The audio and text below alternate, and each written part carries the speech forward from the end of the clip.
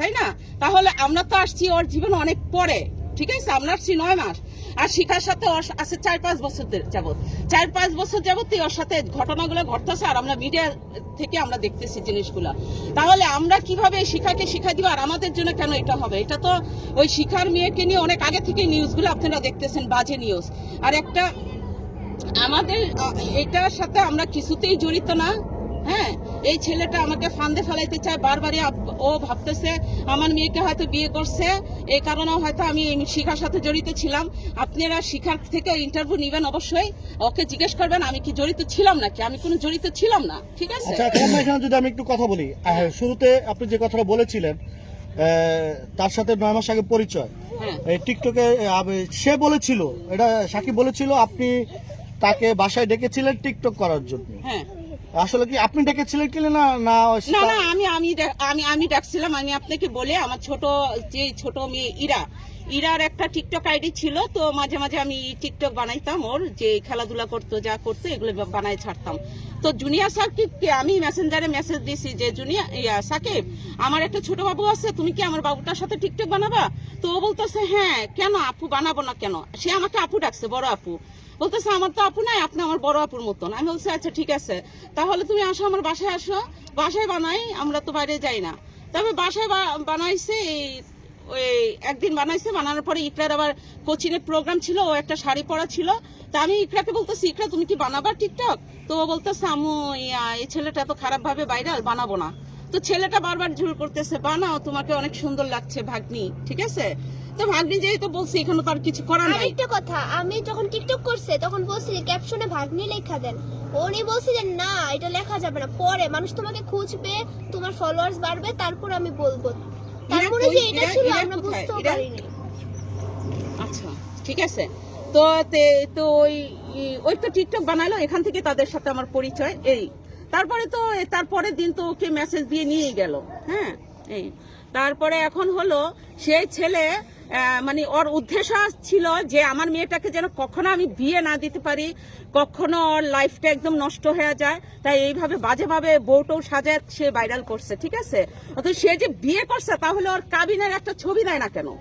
সে যে বিয়ে করছে তার কাবিনের একটা, আমি বারবার বলছি তাহলে তুমি একটা ছবি তুলে দাও, তাহলে দূরের থেকে আপনাদের সাংবাদিকদেরকে কেন দেখাইলো, দূরের থেকে দেখাইলো কেন? তাই না? ঠিকানা দিয়ে তো, বয়স দিয়ে তো এরকম বানাইতে পারে। অথচ আমার মেয়ের বয়স হয়েছে 2007 সালে জন্ম, আমি জন্ম দিছি, আমি বয়স জানি না। ওই ছেলেটা কি জানবে? ও তো জানবে না, তাই না?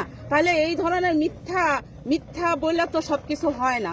এই ছেলেটা চাইতেছিল ইকরাকে নিয়ে বউটো সাজায় একটা নতুন ভাবে ভাইরাল হওয়ার জন্য, নতুন ভাবে ওর টাকা ইনকাম করার জন্য। সে আমাকে ফোন দিয়ে বলে কি, আপনার মেয়েকে আনার পরে আমার ভিউ বেশি হয়েছে, আপনার মেয়েকে আনার পরে আমার 3 লাখ টাকা ইনকাম হয়েছে। তারপরে আমি বলছি দেখো তোমার তো কাজই এটা, মেয়েদের জীবন নষ্ট করো, মেয়েদেরকে দিয়ে ভিডিও বানায় তুমি ভাইরাল হও, এটাই তোমার উদ্দেশ্য, তার আর কোনো উদ্দেশ্য না। তুমি যদি মেয়েটাকে ভালোই বাসতা, তাহলে তো তুমি তাকে দিয়ে টিকটক বানাইতা না, তাকে দিয়ে ভিডিও করতা না, তাকে তুমি ভালোবাসা আর পর্দার আড়ালে রাখতা, তাহলে তুমি তাকে দিয়ে ভিডিও বানাইছো কিসের জন্য? বলতেছে আপনার মেয়ে চায়, আমি কিনা আমার মেয়ে চায় না, আমার মেয়ে পর্দা করে, কোরআন শরীফ পড়ে। এখন তুমি এইগুলা কেন করতেছো? এই আর কি কথা। এখন আজকেও আমার মেয়েকে যখন আমি এখানে নিয়ে আসি আপনাদের সামনে কথা বলার জন্য, এখনো আমার মেয়েকে ফোন দিয়ে হুমকি দেয়, আপনি যদি তুমি যদি ওখানে যাও তাহলে তোমার সমস্যা হবে। তা আমি আবার বলছি কি সমস্যা হবে তুই করিস, ঠিক আছে? তার মানে এই ছেলেটা আমাদের পিছনে কেন লাগছে এটা অবশ্যই আপনারা জিজ্ঞেস করবেন, কি কারণ, কি চায়। তারপর আমার মেয়েকে শিখা দেয় যে তোমার বাবার টাকা আছে, তুমি আমার 50 লাখ টাকা নিয়ে আসো, ঠিক আছে? সে আমাকেও ফোন দিয়ে বলে আমার আমার জীবনে এই অঘটনটা ঘটার জন্য আপনি দায়ী, আপনি আমাকে 50 লাখ টাকা জরিমানা দিয়ে তারপর আপনার মেয়েকে নিয়ে যান, আপনি না হলে আমি দিব না, ঠিক আছে? তারপরে আমি বলছি যে ও তার মানে তুমি ভালোবাসে নাই, আমাদের টাকা খাওয়ার জন্য কি এগুলো করছো বলে। তারপরে আবার সে কথা ঘুরে ফেলছে, বলছে কি মানে কি জানি বলছে, আমি জানি না, ভুলে গেছি। তো এগুলো আমার কাছে সব রেকর্ড আছে। যদি আমাকে ভালোবাসতো, এত মারার পরেও আমি মাইর খায়া একটা কোনায় যেয়ে বসে কান্না করতাম, সে আইসা আমাদেরকে ফিরেও তাকাইতো না, আমাকে ধরতো না। আচ্ছা যাই হোক, কেমন ভালোবাসে? আচ্ছা আমি খালাম্মা, আমি আপনার কাছে যাব। সাকিবকে যখন আপনি ডেকেছিলেন একটা টিকটক করার জন্য ছোট মেয়ের সাথে, আসলে এটা বাবা মার মন, ছেলে সন্তান আসলে ভাগ্নি বোন ডেকে ভাগ্নিকে বিয়ে করে, এবং সাকিব বলতেছে একটার বয়স 19 বছর, আপনি বলতেছেন 17 বছর। হ্যাঁ। আসলে তর্ক বিতর্ক, এটা মানে কোনটা রাইট? আমরা তো জানি বাবা মার কাছে সঠিক তথ্য থাকে। আমার কাছে অবশ্যই জন্ম নিবন্ধন আছে, আমি এটা অবশ্যই দেখাবো। আপনারা তো ওর কথা বিশ্বাস করেন না, যে ওকে জন্ম দিচ্ছে তার কথা বিশ্বাস করতে হবে, তাই না? যেহেতু জন্ম নিবন্ধনটা আমার কাছে, ওর কাছে না, ঠিক আছে? আর ওর কাছে তো নাই এটা, তাই না? তো আমি তো সেই জোরেই বলতে পারতেছি যে এটা আমার মেয়ের বয়স কত, তাই না? ও তো মিথ্যা বলতেছে আপনাদেরকে, সেটা তো আপনারা বিশ্বাস করা উচিত না। আচ্ছা ইকরা, সেদিন একটা ইন্টারভিউতে সাকিব বলেছে তোমাকে যে তোমার বাবার পরিচয়টা দাও, তোমার বাবার পরিচয়টা দাও। তো মানে তোমার বাবার কাছে বা তোমার আম্মুর কাছে কি সাকিব তোমাকে দিয়ে কোনো টাকা পয়সা চাও হইতো কিনা? হ্যাঁ, টাকা পয়সা চাওয়াই তো, আর না চাইলে আমাকে মারধর করতো।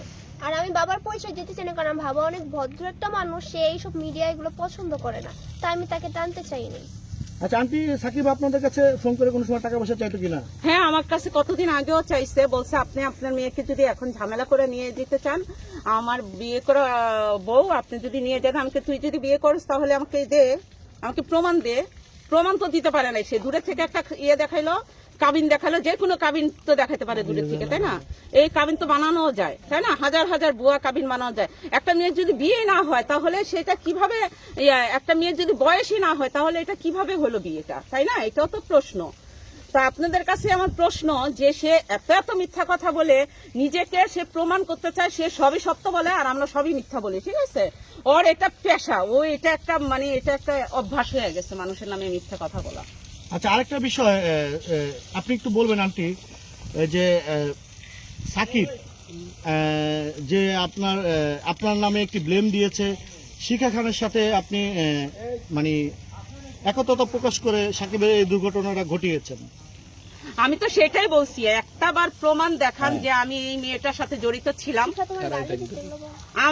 আমার মেয়েকে যখন ও নিয়ে গেছে ভাগাইয়া, ভাবছে যে আমি আমি আমি জানতাম, শিখা ভাবছে যে আমি জানতাম। যখন শিখা জানলো যে আমি জানি না এই বিষয়টা, যখন আমি সাকিবকে ধরতে গেছি, আমি শিখাকে ডেকে নিয়ে গেছি যে শিখা, তুমি যদি ওই সাকিবের ঠিকানা জানো আমাকে বলো, আমি পুলিশ নিয়ে যাই। তখন শিখা আমার সাথে থেকে শুধু ঠিকানাটা ম্যানেজ করে দিচ্ছে, ঠিক আছে? এই পর্যন্ত শিখার সাথে আমার সম্পর্ক শেষ, তারপরে আর কোনো তার সাথে আমার যোগাযোগ হয় নাই। মানে